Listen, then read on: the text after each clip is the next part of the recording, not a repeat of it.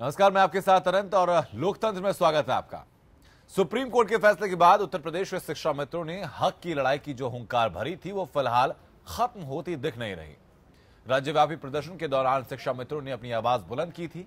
भूख हड़ताल में कई शिक्षा मित्रों की मौत भी हुई थी।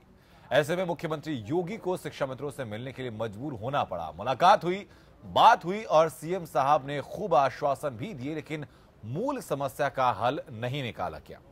मुख्यमंत्री योगी के आश्वासन के बाद शिक्षा मित्रों ने अपने करो या मरो तेवर को थोड़ा नरम किया। प्रदर्शन वापस लिया गया, लेकिन मुख्य मांग से समझौता नहीं किया। वैसे सवाल यह है कि सरकार ने शिक्षा मित्रों की समस्या को सुलझाने की पहल क्यों नहीं की? महज आंदोलन खत्म करवाकर क्या तात्कालिक रूप से अपना सरदर्द सरकार कम करना चाहती है?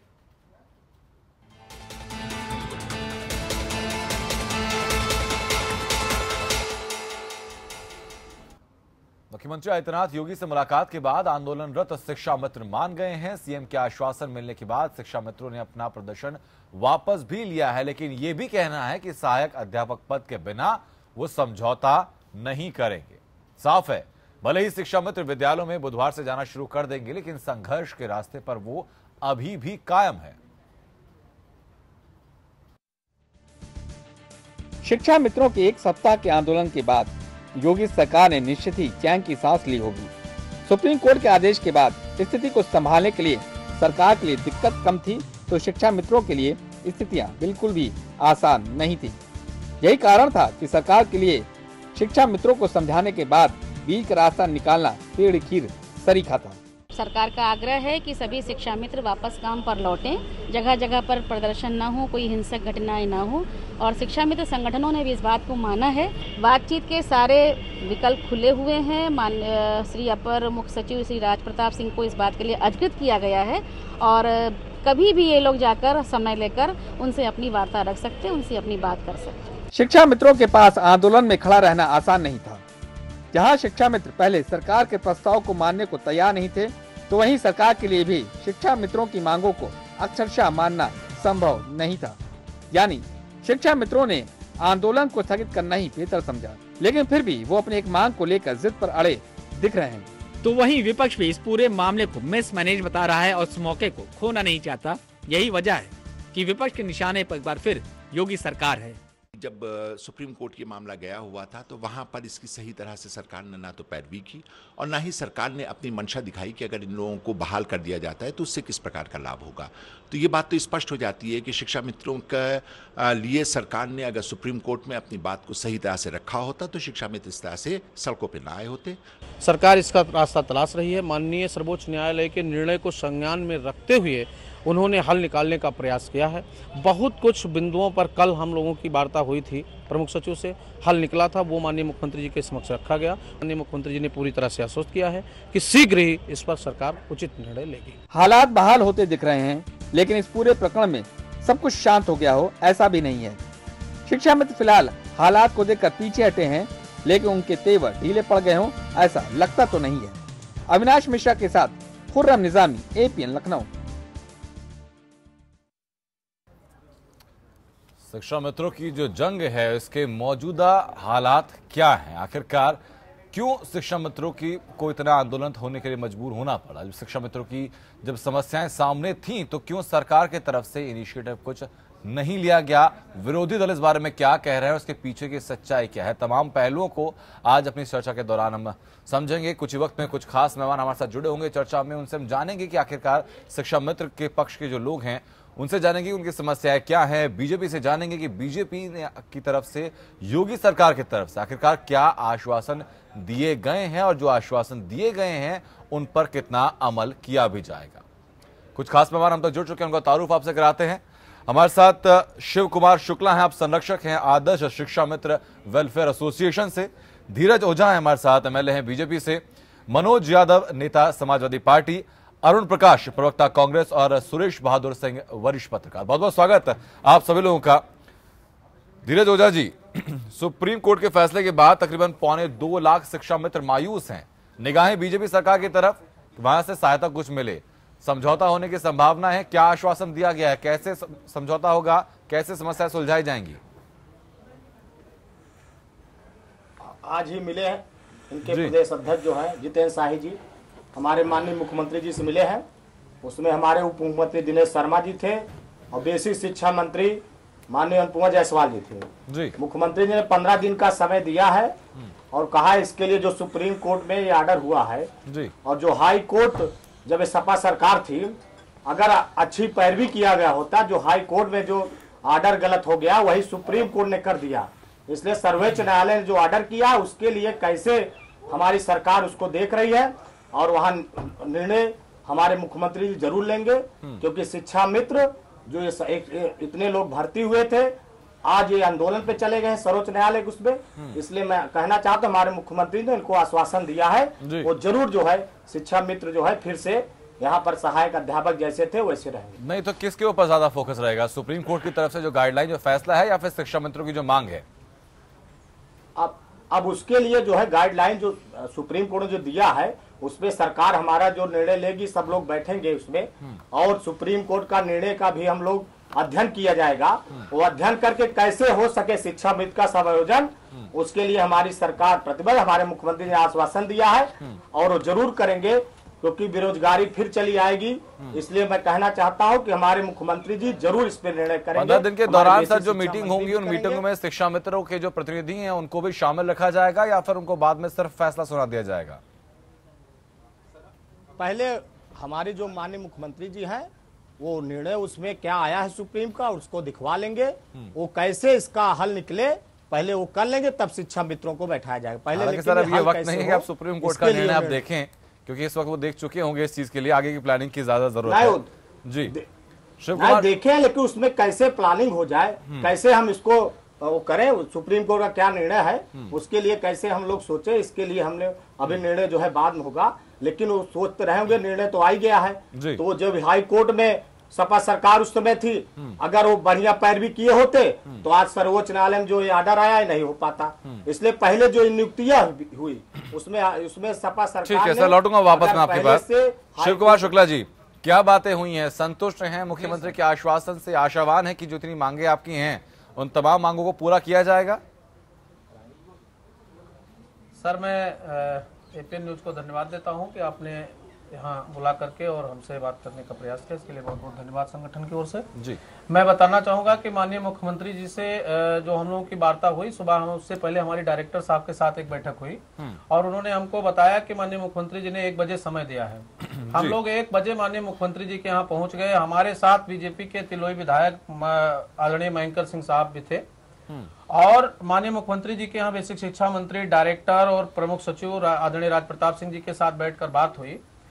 माननीय मुख्यमंत्री जी का मानना यह था कि इस माननीय सर्वोच्च न्यायालय का जो निर्णय आया है, आप लोग आंदोलन कर रहे हैं और आप लोग जो है थोड़ा हमको समय दीजिए, अगर आप हमको समय देंगे तो मैं वो हल निकालूंगा जिससे आप पुनः सहायक अध्यापक विधिक रूप से बन जाएंगे और कोई दिक्कत नहीं आएगी।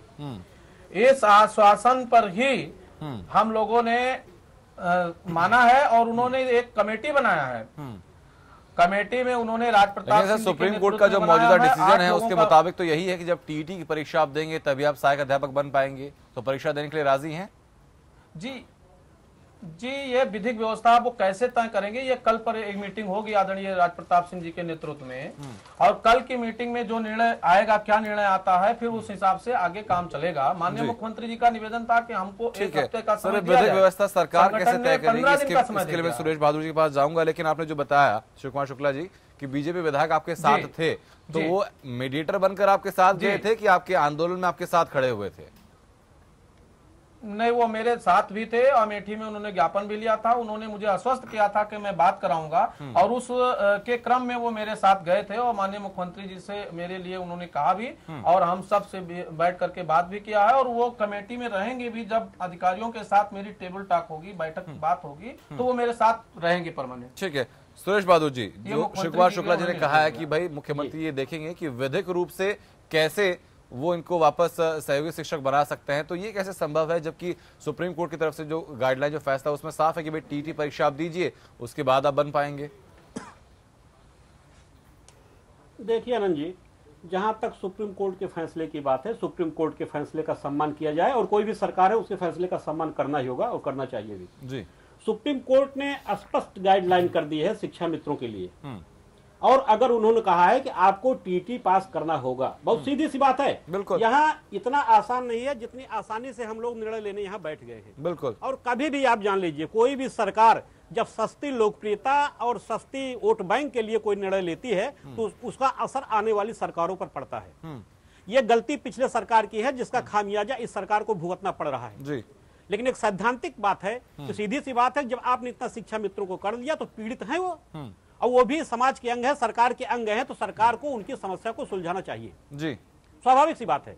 लेकिन कहीं ना कहीं आप शिक्षा मित्रों को उन शिक्षकों का हक दे रहे हैं जो अपनी पढ़ाई पूरी किए हैं, टीटी पास किए हैं, बीटीसी पास किए हैं, लेकिन अभी तक आपने उनको एकोमोडेट नहीं किया है। बिल्कुल। अगर आपने एकोमोडेट नहीं किया तो उनके साथ अन्याय होगा। मेरा तो मानना है कि आप पहले उनको एकोमोडेट करिए, फिर आप शिक्षा मित्रों को भी जिस तरह से चाहिए इनका भी फैसला करिए। ये भी हमारे समाज के अंग हैं, ये पीड़ित ना हो, सरकार इन पे महत्वपूर्ण निर्णय ले। लेकिन उसके पहले है कि सरकार कोई निर्णय ले। जैसे आपने कहा कि एक कमेटी बनी है, विधिक राय बनेगी, विधिक राय के बाद सुप्रीम कोर्ट में हो सकता है पुनर्याचिका सरकार की तरफ से दायर की जाए, या सरकार कोई ऐसा हल निकाले, सरकार ऐसा कोई हल निकाले जिसका समाधान हो और ये भी पीड़ित न रहे और आगे वालों के साथ अन्याय भी ना हो जी। सीधी सी बात है। एक बात जान लीजिए आनंद जी, जब आपने देखा कि जो पढ़ लिख के आए हैं, और जो भाई शिक्षा मित्र पिछली सरकार ने तय किया था, मानदेय तय किया था जी, एक मानदेय तय कर दिया था 3500 आपको मिलेगा, फिर संभवतः मानदेय बढ़ाया गया, 10,000 किया गया क्या, और लेकिन जाते जाते सरकार ने ये गले की हड्डी बांध दी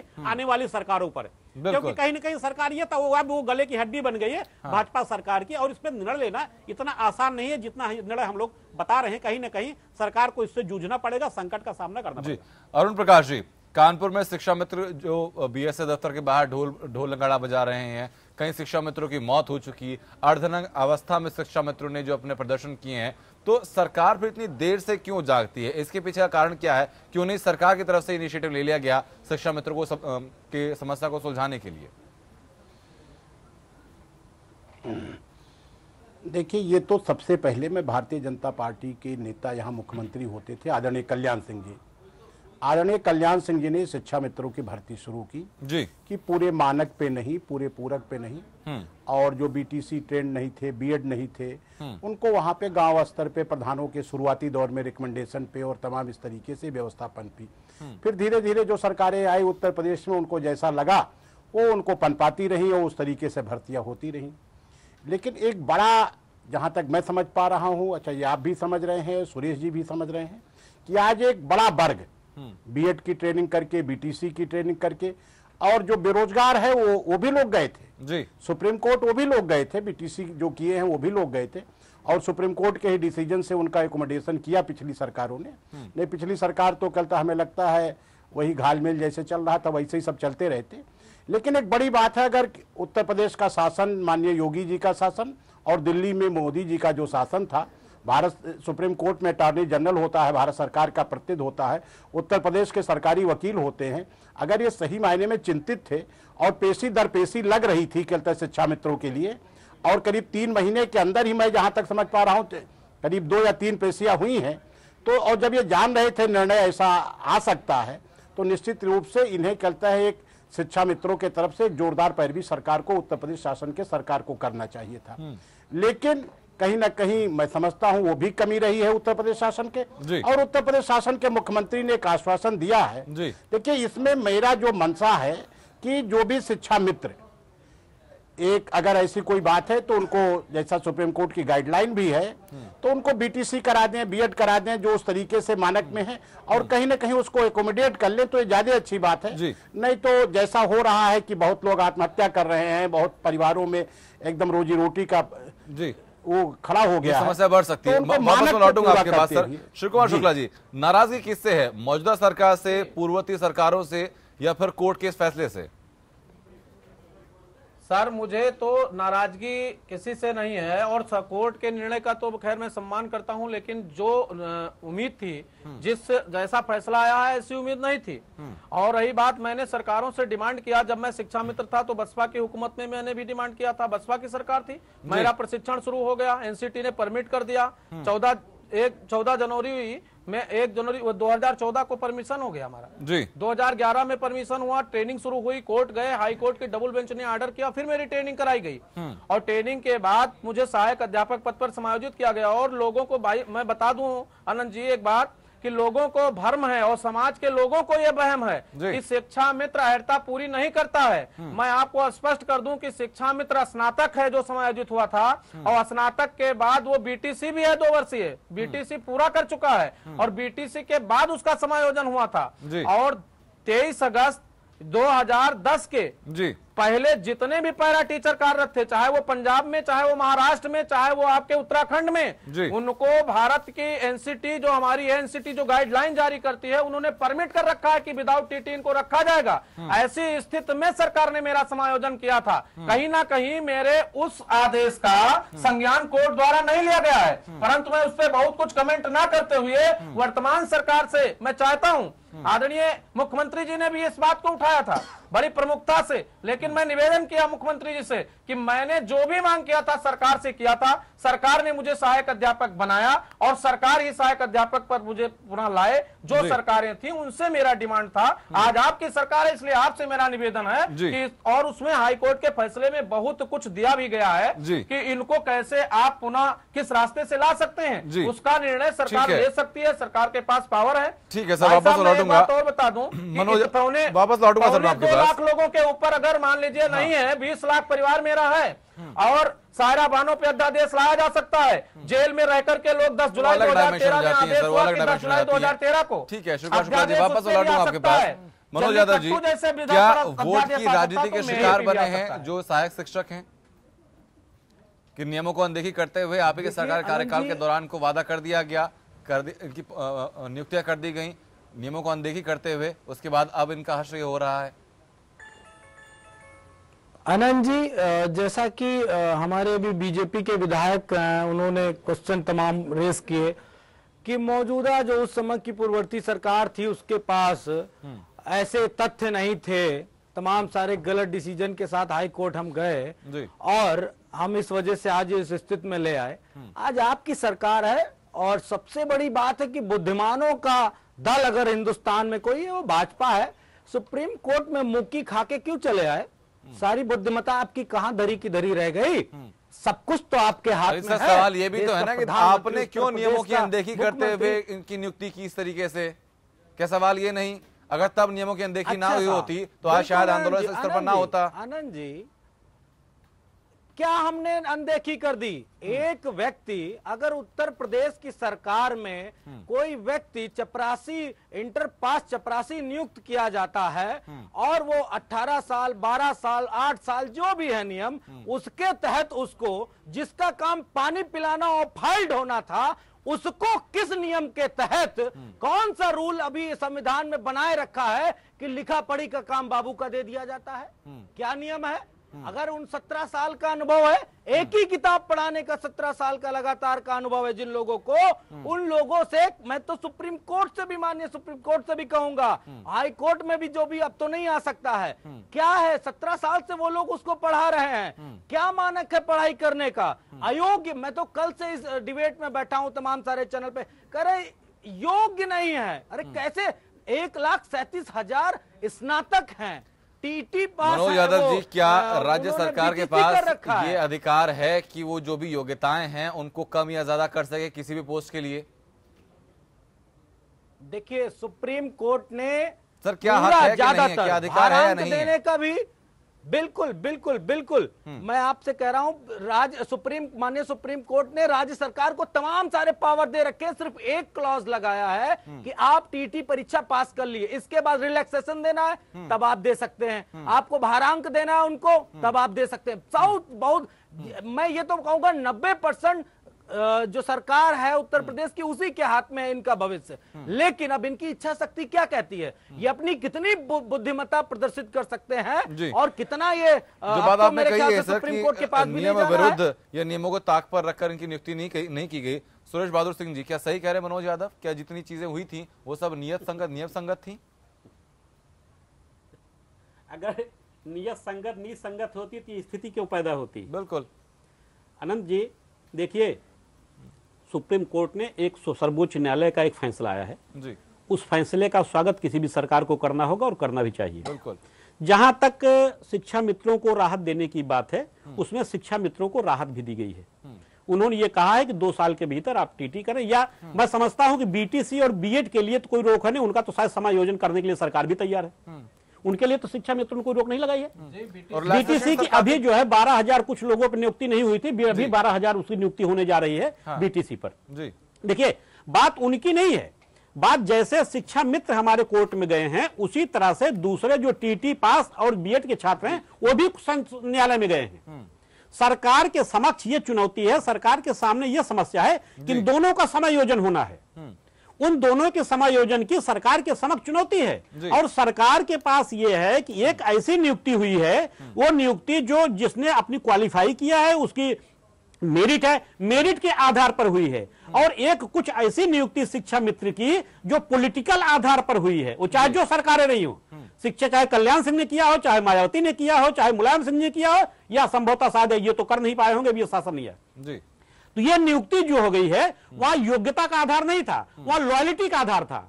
वहां जिसकी जो ऐसा सभी सरकारें करती है, अपने समर्थकों को, अपने नेताओं को संतुलित करती है, करना भी चाहिए। तो बात ये यहां नहीं आई है। बात सीधी सी बात है कि जैसे हमारे गांव में मैं प्रधान था, मेरा कोई करीबी था, तो मैंने उसको नियुक्त कर दिया, शिक्षा मित्र रहेगा, पढ़ाएगा, वहां उसकी योग्यता उसका आधार नहीं माना गया, तो स्वाभाविक सी बात है, बात यहाँ योग्यता की हो रही है और योग्यता के मापदंड पर दोनों को लाना होगा। अब सरकार के समक्ष 2 चुनौती है। सरकार के समक्ष चुनौती है, पहले उनका समायोजन करे, जो बीटीसी कर लिए हैं, जो बीएड कर लिए हैं, जो टीटी पास कर लिए हैं। और सरकार के समक्ष उतनी बड़ी चुनौती है कि 2.25 लाख रोज हमारे एक आदेश पर बेरोजगार हो रहे हैं। तो चुनौतियां दोनों हैं, लेकिन कहीं न कहीं सर्वोच्च न्यायालय के फैसले का आपको सम्मान करना होगा, लागू करना होगा। या फिर जिन्होंने ताजा टीईटी का एग्जाम पास किया है, उनके सामने इन शिक्षा मित्रों का अनुभव है वो बेहद ज्यादा है, तो अनुभव के आधार पर भी इनको वेटेज मिलनी चाहिए। देखिए, अनुभव को मान्यता देनी चाहिए, स्वाभाविक सी बात है, लेकिन ये पहले ही नियमावली में तय हो जाना चाहिए था जी। पहले ही तय हो जाना चाहिए था कि इनका समायोजन किस आधार पर होगा, कैसे होगा, प्राथमिकताएं क्या होंगी, आपको ये बता देना चाहिए था कि हम उनके प्राथमिकताएं इनकी ये होगी, उनकी एक नियमावली होनी चाहिए थी। अगर ऐसी नियमावली थी तो सरकार ने क्यों नहीं समक्ष प्रस्तुत किया सुप्रीम कोर्ट, सर्वोच्च न्यायालय में जी। मैं समझता हूं कि सरकार जो, चूंकि मामला सब जुडिस था, दोनों पार्टियां गई थी कोर्ट में, इसलिए सरकार ने अपना बीच का रास्ता रखा कि सर्वोच्च न्यायालय का फैसला आने दीजिए, उस सर्वोच्च न्यायालय के फैसले पर काम किया जाएगा जी। ठीक है, धीरज ओझा साहब, सरकार की तरफ से अनदेखी इस मामले की गई या फिर गैर जिम्मेदाराना रवैया इसको कहा जाएगा? सरकार की तरफ से कोई अनदेखी नहीं की गई। पहले पूर्ववर्ती सरकार जो सपा सरकार थी, उन्होंने जो है गलत जो गाइडलाइन थी उसको गलत, तभी हाई कोर्ट ने जो है उसको कैंसिल किया था, तब वही लेके चले गए सुप्रीम कोर्ट। सुप्रीम कोर्ट ने भी कैंसिल कर दिया। हाई कोर्ट का जो फैसला आता है, जहां तक सर्वोच्च न्यायालय वही करता है, आप लोग जानते हैं जी। इसलिए न्यायालय में जो पूर्ववर्ती सरकार पहले यहाँ पर अच्छा, अगर सर, कोई छोटा मामला तो है नहीं ओझा साहब, बड़ा मामला है। 12 सितंबर 2015 को शिक्षा मित्रों के समायोजन को अवैध ठहराते हुए रद्द कर दिया था हाई कोर्ट ने। दिसंबर 2015 में इस फैसले पर रोक लगाई थी और बचे हुए शिक्षा मित्रों के जो थे उनके समायोजन पर भी रोक लगा दी थी। यानी आपके सरकार के आने से पहले आप इस मामले से पूरी तरीके से वाकिफ थे, तो चीजें तो आपके पास फैक्ट पहले होनी चाहिए सर। सरकार अभी हमारी बनी 3 महीने पहले, वो पहले निर्णय हुआ था हाई कोर्ट में, उसके बाद सुप्रीम कोर्ट गए। हम कह रहे हैं जब उस समय सरकार में अच्छी अगर पैरवी हुई होती तो ये सर्वोच्च न्यायालय ने ऐसा निर्णय नहीं देते जी। वो पूर्ववर्ती सरकार ने अच्छी अगर पैरवी उन्होंने भर्ती किया तो उसकी अच्छी पैरवी करनी चाहिए थी, सरकार अपना पक्ष रखना चाहिए था, लेकिन सरकार ने अपना पक्ष ठीक से रखा नहीं, तो इसीलिए सर्वोच्च न्यायालय ने उसका शुक्ला इस बात को आप मानते हैं कि अगर हमारी सरकार की तरफ से विधिक राय ले रहे हैं हम, तो शायद विधिक राय ले रहे हैं, स्थिति बेहतर होती? सर, मैं ये कह सकता हूं कि सरकार ने भी और प्रशासनिक लोगों ने भी मेरे साथ लग करके वकीलों को रखा और मुकदमा लड़ा। भी ये बात मुकदमे की है और सर्वोच्च न्यायालय का निर्णय है, मैं कुछ नहीं कह सकता। अभी 14 जुलाई को एक ऑर्डर हुआ है, उसी कोर्ट ने, उसी बेंच ने किया है कि जो मिनिमम अहर्ता रखते हैं, 4 अध्यापिकाएं इलाहाबाद की थी और उन्होंने उसी में बरी कर दिया कि मिनिमम योग्यता कोई आड़े नहीं आती, इन्होंने 8 साल आपके यहाँ काम किया है, इनको आप वहां ले जाइए। और मेरे साथ वहां 17 साल का अनुभव था, काम कर रहा था, मैं बीएड स्नातक था और बीटीसी भी था और मुझे रिलीफ नहीं मिला। तो मैं इस पर कोई कमेंट नहीं कर सकता। सरकार ने मेरे साथ पैरवी किया, सरकार वर्तमान के में भी सचिव मेरे साथ गए और निर्णय क्या आया, अब इस पर मैं जानना चाहता हूं कि इसका हल कैसे निकलेगा और पुनः शिक्षा में 2.25 लाख सहायक अध्यापक कैसे बनेगा, उसका जीविकोपार्जन कैसे चलेगा। और भैया रही एक बात, एक मैं और कहना चाहूंगा कि बार बार ये बात आती है कि तमाम बीएड और बीटीसी और टीटी करके साथी बैठे हैं। मैंने किसी को कोई आपत्ति नहीं किया, जबकि जो 2011 की टीटी है वो इतना संदेहास्पद है कि वो व्यापम घोटाले से बढ़कर के भी है, और उसके जो परीक्षा कराए थे संजय मोहन साहब आज भी जेल में हैं। अगर उसको निर्णय दे दिया जाता है तो हम क्या बताएं। अब हम न्याय पर प्रश्न चिन्ह नहीं लगाना चाहते, न्याय है ठीक है, लेकिन उनको आप रिलीफ दे रहे हैं और हमको 15 साल में आप कहां से कहां ले जा रहे हैं। इसलिए मुझे मेरा हक चाहिए। मैंने मुख्यमंत्री जी से भी कहा है, आपके माध्यम से भी मैं कहना चाहता हूं कि हम 2.25 लाख शिक्षा मित्र जो हैं इनको सहायक अध्यापक आप कैसे बनाएंगे, हमारा खोया हुआ सम्मान कैसे वापस आएगा। मुझे समाज में तो किसको आप अध्यापक बनाएंगे, किसी के ऊपर मेरा कोई कमेंट नहीं। कहा है कि आपको तत्काल हटाया नहीं जाएगा और औपचारिक परीक्षा में आप बैठिए, लगातार 2 बार में उसको आप क्लियर कीजिए और वापस आप सहायक शिक्षक बन जाइए। तो इस चीज में फिर आपत्ति कहाँ है? नहीं सर, मुझे आपत्ति जैसे सरकार द्वारा कोई गाइडलाइन जारी हो, कैसे जारी होगी, वो हमको कैसे लाएंगे, उसमें क्या भारांक होगा, क्या वेटेज देंगे और कैसे टीटी कराएंगे, उसका एक शेड्यूल तो जारी होगा। फिर तब तक हम कहां जाएंगे, किस पद पे जाएंगे, पुराने स्कूल जाएंगे, नए स्कूल, एक मेमोरेंडम तय होगा। और जब तक ये तय नहीं होता तो 2.25 लाख लोग रोड पर कब तक बैठे रहेंगे, रोड पर इनको आप कब तक रोकेंगे। और उधर अभी मुख्यमंत्री जी कह रहे थे की जो गाइडलाइन है कि भाई आप टीटी की परीक्षा दीजिए, उसको पास कीजिए, उसके बाद आपकी नियुक्ति हो जाएगी, इसके लिए आप अरे सर, माननीय सर्वोच्च न्यायालय से बड़ा कोई नहीं है। सबसे पहले मेरा माननीय मुख्यमंत्री जी से निवेदन है, अधिकारियों से भी, कि वो रिव्यू में जाएं और तब तक जहां काम कर रहा है उसको करने दिया जाए और उस पे हमारे काम पे वर्क भी शुरू हो जाए। कैसे वर्कआउट आपको करना है ये आपकी जिम्मेदारी है। माननीय विधायक जी भी कह रहे हैं, माननीय मुख्यमंत्री जी ने भी कहा है, लेकिन हमको तो तब लगेगा कि जब हमारे लिए रिजल्ट सामने रखा जाएगा कि इस प्रकार से आपको यहां लाया जाएगा। जी, तो ये तय होना चाहिए और इसका निष्कर्ष आना चाहिए। ठीक है। अरुण प्रकाश जी, टेक्निकली आप कैसे देखते हैं इन चीजों को? क्या इतना आसान है सरकार के लिए 15 दिन के अंदर अंदर कोई बीच का रास्ता निकालना? नहीं आनंद जी, सरकार है, उसकी मंशा पे मैं कोई बहुत बड़ा प्रश्न चिन्ह नहीं खड़ा कर रहा हूं और ये आशावान भी सर मंशा की एक तरफ बात छोड़ देते हैं, हम संभावनाओं की बात कर लेते हैं, कितना प्रैक्टिकल पॉसिबल है ये? नहीं, एकदम नहीं, बिल्कुल एक लीगल, बहुत बड़ा लीगल प्रॉब्लम है। और जहां तक मैं समझ पा रहा हूं कि जैसा बीटीसी और टीटी के ऊपर जो बीएड के जो बच्चे, आपके ही चैनल में मैं 2-3 बार इस विषय पे आया हूं, जब वो भी लोग मुकदमा, जैसा भी सुरेश भाई भी कह रहे थे कि वो भी लोग हाई कोर्ट गए, सुप्रीम कोर्ट गए और वहां से उनको न्याय मिला। अगर उनको न्याय ना मिला होता तो निश्चित रूप से मैं कह सकता हूं कि उनका समायोजन ना हुआ होता। मैं बहुत ही जिम्मेदारी से कह रहा हूं। लेकिन जब सुप्रीम कोर्ट ने हस्तक्षेप किया तो बीएड के उन बच्चों का समायोजन हुआ और जो बीटीसी किए हुए थे, बहुत बरसों से बैठे थे, उनका समायोजन हुआ। देखिए, मैं उसके बहुत ही बारीक उस पे नहीं जाता। 1.25 लाख 1,37,000 शिक्षा मित्र हैं। मानवीय संवेदनाओं के साथ साथ हम सोचते हैं, कांग्रेस पार्टी सोचती है। और देखिए, जो बेसिक गलती हुई ये सारी राज्य सरकारों की गलती है, कई राज्यों के मसले हैं। उसमें जब यूपीए ने सबको शिक्षा, सबको अधिकार का वचन दिया इस देश को, और जब देश ने तय किया, भारत सरकार ने, कि हम चलता है इस नियम के तहत पूरा पैसा देंगे, पूरा अध्यापकों का वो देंगे, तब उसमें एक वो जोड़ा कि क्योंकि शिक्षा की गुणवत्ता गिर रही थी। आप आनंद जी, उस विषय पे अगर हम जाना चाहेंगे, तो प्राइमरी स्कूलों की शिक्षा की गुणवत्ता बहुत ही बुरी तरीके से गिरी थी। बिल्कुल। और उस गुणवत्ता के मानक को बनाए रखने के लिए ही एनसीटी ने एक मानक डाला उसमें कि नहीं, इसमें ये होना चाहिए कि जो ट्रेंड हो, कम से कम बीटीसी हो, बीएड हो, जो उन प्राइमरी बच्चों को पढ़ाने को जानते हो, छोटे छोटे बच्चों को, जायज है, तो वो करता हो और उस तरीके की बात हो, तो एनसीटी ने डाला। और ये इसलिए कि जब राज्यों ने किस तरीके से इस देश का हालात बनाया है राजनीतिक कारणों से, राजनीतिक पार्टियों ने, तो जब हमने देश में वादा किया यूपीए 2 में कि सबको शिक्षा, सबको अधिकार, बहुत बड़े बड़े लोग नारा लगाते थे। जनसंघ नारा लगाती थी, सोशलिस्ट पार्टी नारा लगाती थी, कम्युनिस्ट पार्टी नारा लगाती थी, लेकिन किसी ने अधिकार नहीं दिया।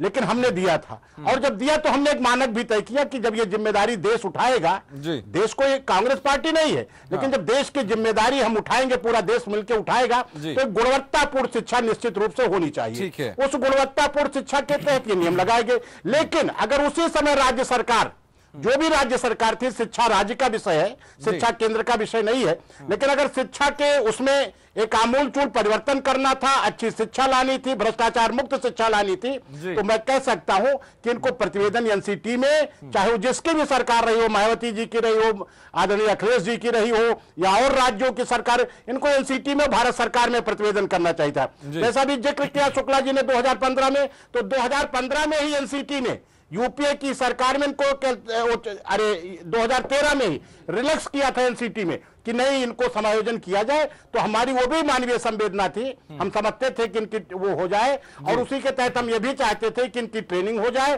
और सब चीजें हो जाए। तो आज अगर ये सही मायने में ये सरकार चाहती है, तो सरकार को सोचना चाहिए कि इन 1,37,000 को हमें कैसे समायोजन करना है। इनकी नौकरी रखते हुए इनको ट्रेनिंग करा दीजिए, किसी तरीके से इनका समायोजन कीजिए। आज ये बड़ा विषय है, लेकिन जो बच्चे बैठे हुए हैं, शुक्ला जी, जो शर्तें और जो आपकी जो मांगे हैं, अगर वो 15 दिन में पूरी नहीं की जाती या उसमें कोई बेहतर समाधान जो कि आपके मुफीद हो, वो चीज नहीं होता, तो फिर अगला कदम क्या हो गया? क्या प्रदर्शन और संघर्ष जारी रहेगा? बिल्कुल, मैं माननीय मुख्यमंत्री जी के विचारों से और जहां जो हमारा मीटिंग हुआ है उससे मैं अभी फिलहाल आश्वस्त हूं। अगर उन्होंने मेरे साथ धोखा नहीं किया, निश्चित रूप से उसका कोई हल निकल गया, तो मैं चाहता हूं कि मुझे वो रूट चाहिए जिस रूट से मैं अपने स्थान तक पहुंचूं, वो रूट तय कर दिया जाए, तो मुझे आंदोलन की जरूरत नहीं है। यदि 15 दिन में नहीं हुआ तो फिर प्रदेश कार्यकारिणी की बैठक होगी, एक बार पुनः मैं वार्ता करूंगा, उसके बाद निश्चित रूप से वो जो मेरा अधिकार है उसके लिए तो मुझे कहीं ना कहीं तो जाना पड़ेगा, लड़ना पड़ेगा, तो उसके लिए हम लड़ेंगे। भाई बिना लड़े निश्चित रूप से कुछ नहीं मिलने वाला है। जी ठीक है सर, ये भी चीज सुनने में आई कि इस बार का प्रदर्शन कुछ उग्र हो सकता है, ट्रेन भी रोकी जा सकती है सरकार तक अपनी बात सही तरीके से पहुंचाने के लिए। ये सर स्थितियां तय करेंगी। हो सकता है कि ऐसी स्थिति ना आए, और यदि आता है तो वो उस समय की स्थिति तय करेगी, उस पर हम क्या कमेंट करेंगे। एक शिक्षक के नाते फिर समाज के सामने, लेकिन बार बार बात आ रही है सर 1 लाख, सर ये चीजें अगर आती है तो एक शिक्षक के नाते समाज के सामने क्या फिर एग्जाम्पल पेश करेंगे आप लोग?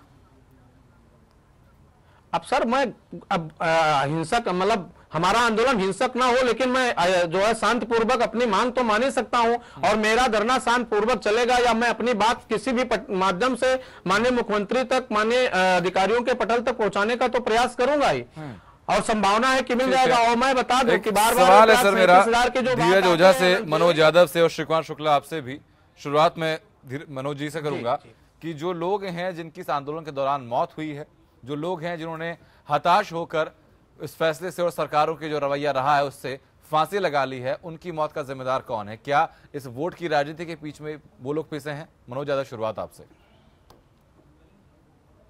सर सुप्रीम कोर्ट के फैसला आने के बाद लोग काफी सदमे में हैं, और तमाम लोग, अभी हमारे 12 से 15 लोग, लगभग 12 लोग, इस पर अभी कल फिरोजाबाद में एक आदमी फांसी लगाया है, रात में तमाम उस पर हलचल था। बिल्कुल, बाराबंकी में आप मान लीजिए कि रायबरेली में महिला मर गई।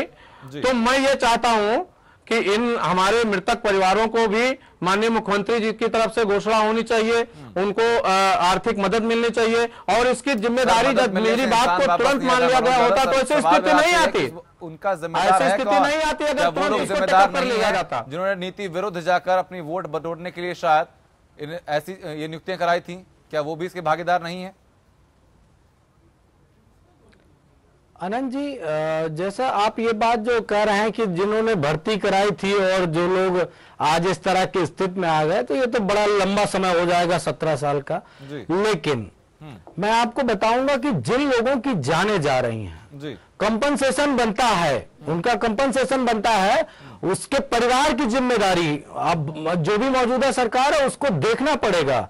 और मैं तो फिर कहूंगा कि तमाम सारी चीजों के बजट पास कर दिए गए, तमाम सारी चीजों में मौजूदा सरकार ने पैसे खर्च करने में कोई कताई नहीं की, तो अगर वो मानवीकरण के हिसाब से देखा जाएगा तो उस पे मेरे ख्याल से सरकार को अब तक शायद देर कर चुके हैं, इससे पहले ही उनको कह देना चाहिए था। मैं आपको एक बात जोड़ते हुए बताऊंगा, अभी बीजेपी के विधायक जी कह रहे थे कि जो फैसला हाई कोर्ट का होगा वही फैसला सुप्रीम कोर्ट का होगा। मुझे बड़ा आश्चर्य लगा और हास्यप्रद भी लगा कि अगर ऐसी बात है तो शायद हिंदुस्तान में सुप्रीम कोर्ट की आवश्यकता ही नहीं, हाई कोर्ट तक ही सब कुछ बेहतर है। ये बड़े प्रबुद्ध लोग हैं, बुद्धिमान हैं, इनके पास इतनी बुद्धता है कि ये दूसरे को, सुप्रीम कोर्ट को और हाई कोर्ट को भी बड़ा बचकाना सा समझते हैं।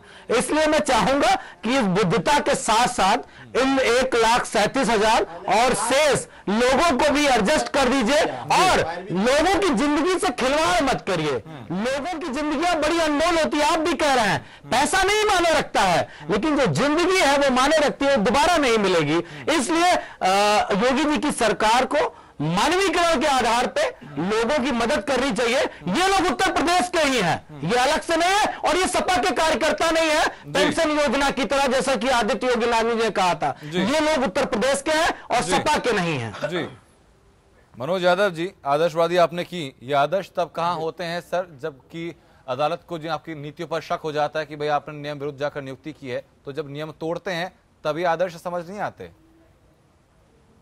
अनंत जी, नियम क्या हमने तोड़े? जो 17 साल से लोग पढ़ा रहे हैं, क्या उनको अधिकार नहीं है? क्या रोक क्यों लगी? आप ये बताइए, ये वही हिंदुस्तान है, ये वही हिंदुस्तान है जहां 3 महीने नौकरी कर लो तो सरकारी नौकरी मिल जाती है। सब चीजें नियम संगत थी सर, रोक क्यों लगी? नहीं, रोक लगी, देखिए फिर मैं वास्तविकता पे आ जाता हूं, विचारधारा की लड़ाई है। ये विधायक जी की बात पे आ जाता हूं, ये बड़े प्रबुद्ध लोगों और कम प्रबुद्ध लोगों के बीच की लड़ाई है। आ जाऊं वास्तविकता पे आनंद जी, ये है सर, अपनी बात तो रखिए आप सामने। क्यों ऐसे लोगों को मिल गया? हाँ। यही मेन बात है।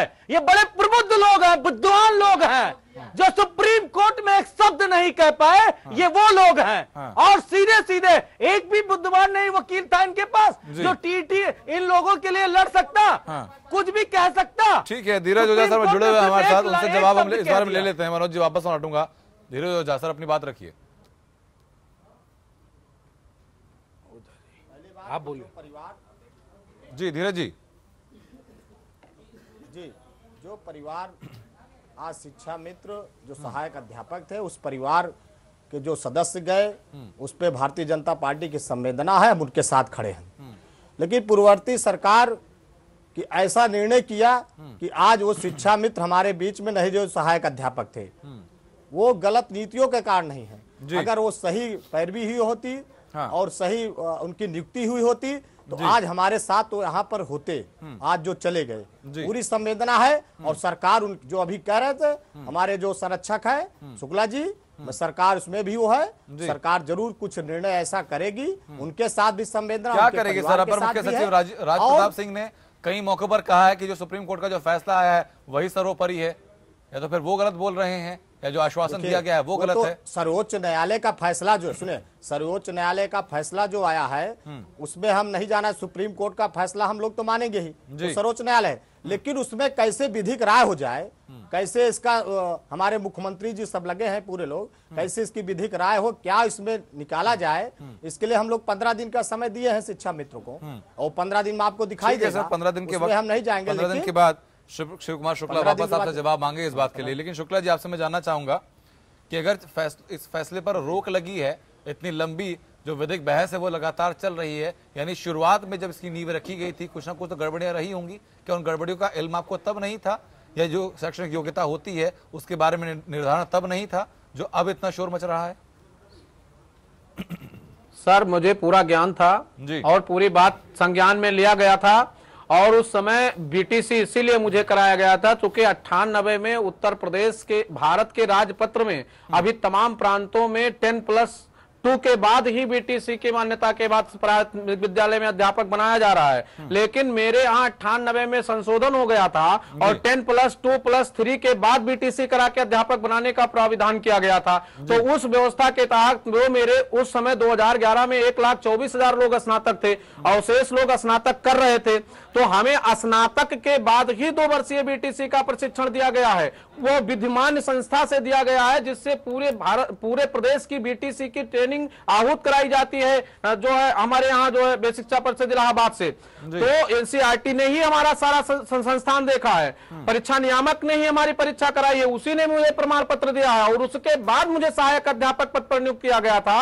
और 23 अगस्त 2010 को जो आरटी एक्ट में जारी हुआ था, हमारे यहाँ लागू हुआ था, उसके पहले एनसीटी ने जो छूट दे रखा था अन्य राज्यों को, जैसे महाराष्ट्र को, उत्तराखंड को और आपके पंजाब को, तो उसी प्रकार से हमको भी छूट प्रदान किया था। लेकिन अब उसमें उसको काउंट क्यों नहीं किया गया, इसलिए मैं उस विषय पर जाऊं क्योंकि वो बहुत पीछे छूट गया है। कौन वकील, किसने बहस किया, कहां लगाया गया, कोर्ट ने माना कि नहीं माना, इसलिए मैं उस बिंदु पे नहीं जाता। उस समय भी मुझे लगता था कि मैंने 17 साल काम किया है इसी प्रदेश में, 89 से 92 तक, जो 10 साल तक प्राथमिक विद्यालय भी नहीं मान्यता प्राप्त विद्यालयों में काम किए थे, उनको भी सरकारों ने सहायक अध्यापक पद पर नियुक्ति प्राथमिक विद्यालय में प्रशिक्षण देकर देने का काम किया था जी। मृतक आश्रित साथियों को 5-5 साल बाद ट्रेनिंग दिया गया है, पहले वो अध्यापक बनते थे फिर वो ट्रेनिंग करते थे। तो ऐसी स्थितियों में मेरे 15 साल के अनुभव को देखते हुए हमें स्नातक था और मुझे बीटीसी कराई गई, उसके बाद मुझे सहायक अध्यापक बनाया गया था। ये सरकार को नियम बनाने और नियम घटाने का काम सरकार का था। मैंने सरकार से मांग किया, सरकार ने मुझे सहायक अध्यापक पद पर 1 अगस्त को 58,628 लोगों को और 15 मई को फिर जाकर सर, ये बहुत लंबा इतिहास आप रख रहे हैं सामने शिव कुमार शुक्ला जी। जी जी सुरेश बहादुर जी, मैं आपसे जानना चाहूंगा इस चीज को लेकर कि फिर लूप होल बीच में कहाँ है। अगर ये शिव कुमार शुक्ला कहते हैं कि हमारे पास सारी योग्यताएं हमारे पास हैं, कोर्ट इस बात को मानने से इनकार करता है, बीजेपी कहती है पिछली सरकार ने ढंग से पैरवी नहीं की, वो पिछली सरकार कहती है कि बीजेपी इस वक्त अब सामने आकर इसमें कोई ढंग का सोल्यूशन निकाल ले, लेकिन हल कहीं होता दिख नहीं रहा है सर इस बीच में। देखिए रंजीत, सर्वोच्च न्यायालय ने जो फैसला दिया है उसमें दोनों पक्षों को उन्होंने राहत दी है। अगर ये उन्होंने कहा है कि इनके खिलाफ कोई फैसला है तो उन्होंने कहा कि 2 साल में अपनी ये अहर्ताएं पूरी कर लीजिए और वो अहर्ताएं पूरी करके आप वापस आ सकते हैं जी। रही बात बीटीसी करने की, जैसे देखिए सरकार के साथ पक्ष क्या था कि अगर वाकई सचमुच जो सरकार ने उनकी मंशा जाहिर थी तो पिछली बार ही उनको नियुक्ति पर ध्यान देना चाहिए था। आप ये देखिए, अभी हमारे मित्र ने कहा पिछली सरकार ने हाई कोर्ट के निर्दोष पर 72,000 शिक्षकों की भर्ती के आदेश दिए थे, जिसमें से 60,000 भर्तियां हुई थी, वो भी 12,000 भर्तियां नहीं हो पाई है जी, वो भी होनी है। तो जहां तक फैसलों की बात है, और एक बात तो निश्चित है, जो शिक्षा मित्रों की बात है, शिक्षा मित्र रखे गए जायज है। अभी भी सच बात है कि ये तो टीटी अगर पास करने के लिए कह दिया जाए तो आधे से ज्यादा शिक्षा मित्र टीटी पास नहीं कर पाएंगे। समस्या यह है क्योंकि जो जहां जब भी पॉलिटिकल इंटरफेरेंस होता है, मैं शुक्ला जी की बात नहीं कर रहा हूं, ये पढ़ के आए, बीटीसी करके आए, बीएड करके आए सारे लोग, लेकिन ऐसे भी लोग आए हैं, ऐसे भी लोग आए हैं जो ग्राम प्रधान हो सकता है, मेरी जानकारी कम हो, शुक्ला जी उसको विस्तृत बताएंगे, जो गांव की संस्कृति पर कल्याण सिंह सरकार रही होगी तो हो सकता है बीजेपी के कार्यकर्ता रहे हो, मायावती रही हो, मुलायम सिंह ने हो सकता है सपा के कार्यकर्ता हो, या सपा, ऐसे लोगों की भी नियुक्तियां हुई हैं जी। और वो नियुक्तियां किसी भी मापदंड, देखिए हम दोनों पक्षों को गलत नहीं ठहरा सकते, दोनों पक्ष ये सारी चीजें गलत नहीं कर सकते हैं बिल्कुल। तो निश्चित रूप से जो सुप्रीम सर्वोच्च न्यायालय के सामने जो तथ्य रखे गए हैं उन्हीं तथ्यों पर सर्वोच्च न्यायालय ने फैसला किया है और इस फैसले पर कार्रवाई करना निश्चित रूप से किसी भी सरकार का दायित्व है और सरकार को करना भी पड़ेगा। लेकिन सर्वोच्च न्यायालय के फैसले को लागू करना ही जितना सरकार का दायित्व है, उतना यह भी दायित्व सरकार का है कि उनके शासनकाल में इतनी बड़ी बेरोजगारी की संख्या भी ना बढ़े। इसलिए स्वाभाविक रूप से सरकार के सामने समस्या है। मैं शिक्षा मित्रों की संघर्ष जारी है, सरकार इतना आसान नहीं है जितना आसान बैठ करके हम लोग यहाँ बहस कर ले रहे हैं, इतनी जल्दी इस समस्या का हल निकलने वाला नहीं है। और राजनीतिक दलों को कम से कम अपनी प्रतिबद्धता, अपनी बातें छोड़ करके इस पे आना पड़ेगा। ऐसा नहीं हमने कर दिया तो आपने नहीं किया, आपने कर दिया तो आपने नहीं किया, क्योंकि सरकार एक सतत प्रक्रिया होती है, सरकार किसी दल किसी पार्टी की नहीं होती है, सरकार एक सतत प्रक्रिया है। और सरकार जो पक्ष रखती है, जो भी सरकार जिसकी हो वो सरकार का पक्ष रखती है, तो कहीं ना कहीं सरकार ने जो पक्ष रखा वो सर्वोच्च न्यायालय में वो शिक्षा मित्र के लिए हितकारी नहीं साबित हुआ, इसलिए ये फैसला आ गया। लेकिन अभी भी मानता हूं भले व्यवहारिक रूप से शिक्षा मित्रों के लिए सरकार ने सर्वोच्च न्यायालय दोनों के लिए बराबर का दिया है, समय दिया है, दोनों अपने बराबर के समय पर आ सकते हैं जी। ठीक है, एक छोटी सी चीज शिव कुमार शुक्ला मैं आपसे जानना चाहूंगा, जैसा कि अभी चर्चा के दौरान सामने आया कि भाई ऐसे भी कुछ लोग थे जो कि योग्यता नहीं रखते थे लेकिन फिर भी उनको शिक्षा मित्र बना दिया गया, और इन लोगों में जो 2.25 लाख लोग हैं इनमें वो लोग भी शामिल हैं। तो कैसे फिर शिक्षा के स्तर से समझौता कर लिया जाए जबकि पहले से वो लोग शामिल हैं जो कि योग्यता नहीं रखते? क्यों देश का भविष्य ऐसे लोगों के हाथ में दिया जाए? अनंत जी, ऐसा बिल्कुल नहीं है, ऐसा बिल्कुल नहीं है। ये तो बिल्कुल मैं मान नहीं सकता, क्योंकि गांव सभा पे पूरी तरह से आवेदन मांगा गया। आवेदन में पूरे गांव के लोगों ने आवेदन किया। उस तत्समय जो उस आवेदन में टॉप मेरिट का था, हाई स्कूल इंटर को बना करके उसका चयन किया गया।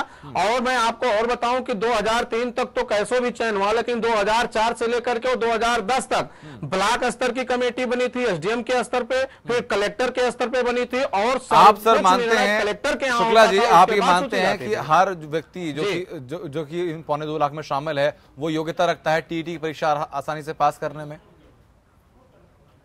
बिल्कुल सर, अगर ऐसी बात तो फिर क्यों जब सरकार, जब कोर्ट की तरफ से ये कहा गया सर, फिर जब कोर्ट की तरफ से कहा गया कि 2 बार लगातार एग्जाम देकर आप पास कर लीजिए, तो फिर क्यों आपकी तरफ से कहा जा रहा है कि भाई 2 साल में 5 बार परीक्षा की जाए या फिर 2 बार से ज्यादा का चांस दिया जाए? सर मैं वहां तो अभी जो कमेटी बनी है वो क्या निर्णय लगी मैं नहीं कहता। मैं तो कहता हूं कि केवल टीटी के ब्लेम पर ही मेरे अनुभव को खत्म करके मुझे बुला दिया गया। और बार बार लोग कहते हैं कि इनकी योग्यता नहीं रखते, तो मैं ये संज्ञान में लाना चाहता हूं कि तब भी वो टॉप था गांव में, और आज भी वो स्नातक और बीटीसी है, और जिसको मैंने पढ़ाया है वो मुझसे कंपटीशन कर रहा है, तो वो भी अयोग्य होना चाहिए। हमने उनकी कॉपियां जांची है, वो अध्यापक हो गए, तो इसका मतलब वो भी अयोग्य दस्तखत मैंने कर दिया। तो ऐसा नहीं है, आप समाज में किसी को कुछ कहा नहीं जा सकता, परंतु मैं इतना अनुरोध करता हूं कि सरकार कुछ भी निर्णय ये ले कि हम सहायक अध्यापक पद पर पुनः कैसे बने रहेंगे, कैसे पहुंचेंगे, इस बिंदु पर पहल होनी चाहिए, इस बिंदु पर बहस होनी चाहिए। कोई भी अयोग्य नहीं है, राजनीतिक दृष्टिकोण से कोई भी शिक्षा मित्रों का चयन नहीं हुआ है। ये तो एक व्यवस्था है, व्यवस्था के तहत लोग आए और जिनकी मेरिट थी वही लोग शिक्षा मित्र बने थे तत्समय। लेकिन अब 92 में जो हाई स्कूल पास किया था, आदरणीय कल्याण सिंह के समय में उसका नंबर कितना होगा? उस समय 11% रिजल्ट आया था, और आज 80% से शुरू होता है। तो इस बात का भी ख्याल तो रखना ही होगा। ठीक है सर, उम्मीद हम करते हैं कि 15 दिन का वक्त जो सरकार की तरफ से आपको दिया गया है, उन 15 दिन में कोई सार्थक और बेहतर और रास्ता निकल कर आएगा, ताकि जो शिक्षा मित्र हैं, जो सहायक शिक्षक थे अब शिक्षा मित्र हो चुके हैं, उनके लिए कोई बेहतर रास्ता हो, और जो बाकी जो लोग हैं जिन्होंने अन्य योग्यताएं पास की हुई हैं उनके लिए भी संकट खड़ा ना हो। बहुत बहुत शुक्रिया आप सभी लोगों का चर्चा में शामिल होने के लिए, चर्चा को बेहतर बनाने के लिए। सर बहुत बहुत धन्यवाद। और फिलहाल सिर्फ इतना ही।